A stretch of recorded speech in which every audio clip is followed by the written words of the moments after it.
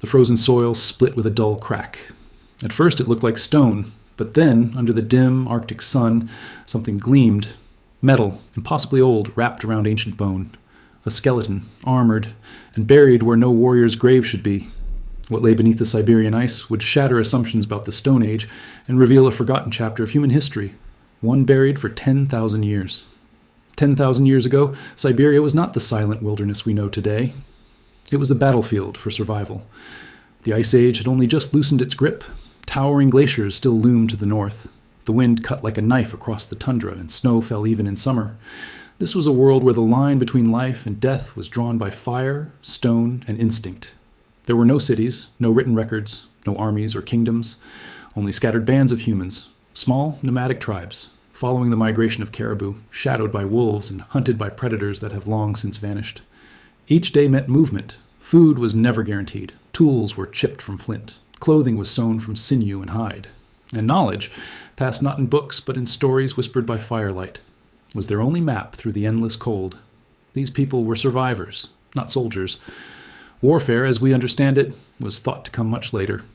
With the first metal blades, the first fortified villages, the rise of agricultural empires, protective armor, that belonged to the Bronze Age, or so archaeologists believed. Because in 8000 BCE, no known culture on Earth had both the reason and the resources to create armor. It would have required not just craftsmanship, but coordination, planning, and conflict. That's why the discovery beneath the Siberian ice shocked everyone.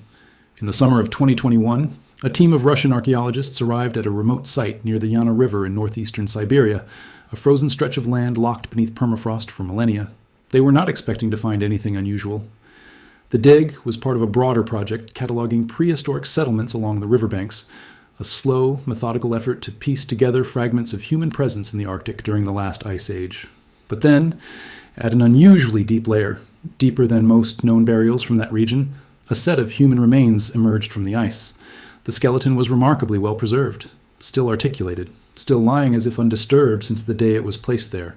Arms folded across the chest, legs straight, the skull tilted slightly upward as if gazing at something now lost to time. This was not a casual burial, it was deliberate, ceremonial. Then came the anomaly. As the team brushed away compacted earth and ice crystals, they noticed faint patterns encasing parts of the skeleton. The chest, the neck, the upper legs. Not animal fur, not natural sediment, but a texture that looked like scales.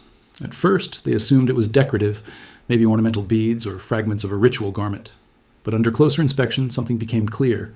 The scales were shaped, uniform, overlapping in careful rows. Some were fractured, but many remained locked together like pieces of a puzzle. It was armor, not made from bronze or iron, but from hardened bone, possibly antler or reindeer rib carved into flat leaf-like pieces and stitched or bound together into what could only be described as lamellar armor. The kind of armor believed to have first appeared thousands of years later in Bronze Age Central Asia, China, and the Near East. Yet here it was, worn by a man buried deep in the Arctic wilderness, over 10,000 years ago. And the deeper they dug, the stranger it got. At first, the discovery seemed too unlikely to be real. Carbon dating of nearby organic material, including charcoal fragments and soil-bound collagen, placed the burial at somewhere between 8,900 and 10,200 years old. That made it older than the Egyptian pyramids, older than Stonehenge, and at least 4 millennia older than the earliest known examples of body armor anywhere on Earth. Skepticism was immediate. Some experts proposed a simpler explanation. The so-called armor might be natural, a patch of fish scales, compressed animal hide, maybe even porcupine quills shifted by sediment over time. But the evidence refused to cooperate. Under microscopic analysis, the scales revealed signs of intentional shaping. Each plate had been cut to a uniform size, some with small drilled holes, precisely spaced, and edges polished smooth, as if prepared for binding with sinew or cord. Even more telling was their placement on the skeleton, positioned to protect the torso, shoulders, and thighs, exactly where ancient warriors in later civilizations would wear lamellar armor to absorb impact. The material itself was not metal. It was bone and antler composite, likely sourced from large Arctic mammals like elk or reindeer.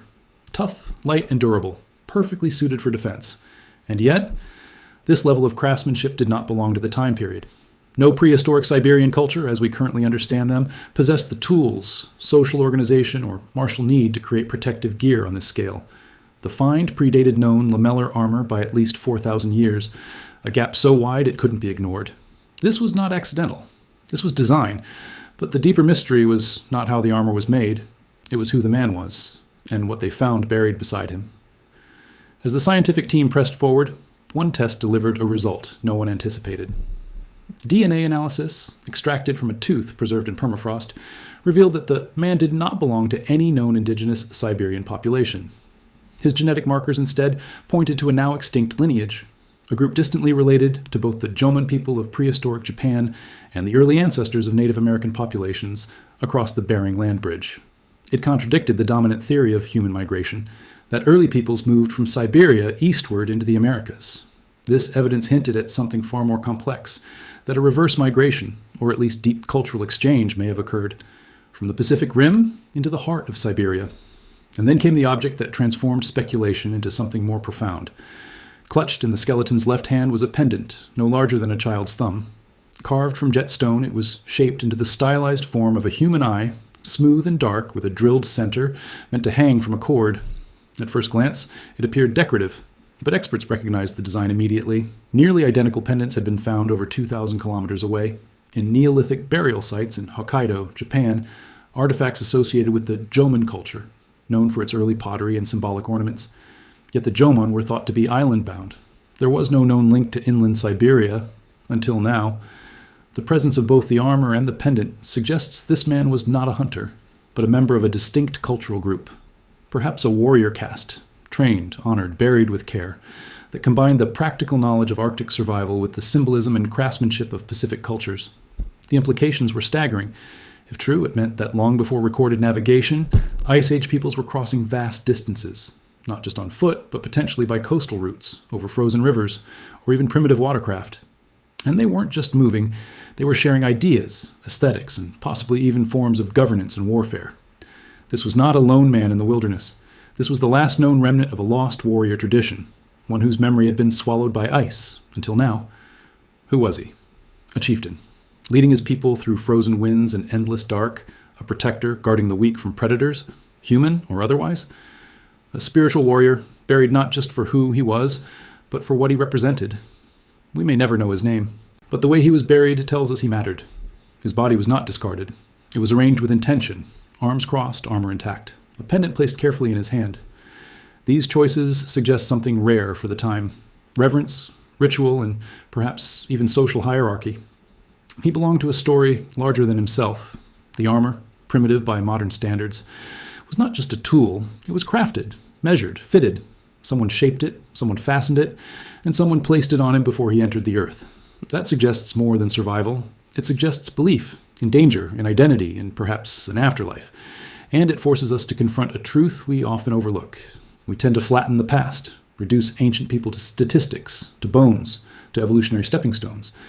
But this was a person, someone who prepared for battle, someone who was mourned, someone who had a name, a voice, and a place in the hearts of others. In the flickering firelight of the Siberian Ice Age, people gathered and honored their dead, just as we do today. They hoped, they remembered, they grieved, and in that way, they were not so different from us. The discovery has sparked more questions than it answered. Was this burial a singular anomaly, or just the first to be found? Are there more armored skeletons entombed beneath Siberia's permafrost? Warriors whose stories have yet to thaw? Could this point to a wider cultural network now lost to time? One that stretched from the icy river valleys of Siberia across the Bering Land Bridge and into the Pacific Islands. A world of shared beliefs, technologies, and perhaps even conflict? If true, it may force us to reconsider the nature of prehistoric warfare, not as random or chaotic, but as ritualized, organized, and perhaps sacred. Then there's the question of knowledge. How did people living 10,000 years ago understand composite materials, armor design, and anatomical defense? And why did that knowledge vanish? Did it die with a single tribe? Or was it forgotten in some catastrophe, passed over as other groups took different paths? Now, archaeologists are going back to previously excavated sites, reanalyzing fragments once dismissed as refuse or animal remains, with new eyes, with new questions, and always with the most haunting mystery of all. Who taught them to make armor? And what were they so afraid of? A man, buried for over 10,000 years, still wears his armor, still guards his secrets, still leaves us with questions our textbooks cannot yet answer. Was he a warrior, a guardian, or a remnant of something far older than we dared imagine? Somewhere beneath the ice, more stories may be waiting, Stories that challenge everything we thought we knew about the past. Well, what do you think this discovery really means? Share your thoughts in the comments. We read everyone. And if you're drawn to the mysteries that history almost forgot, subscribe and stay curious. The past isn't done speaking. We're just learning how to listen.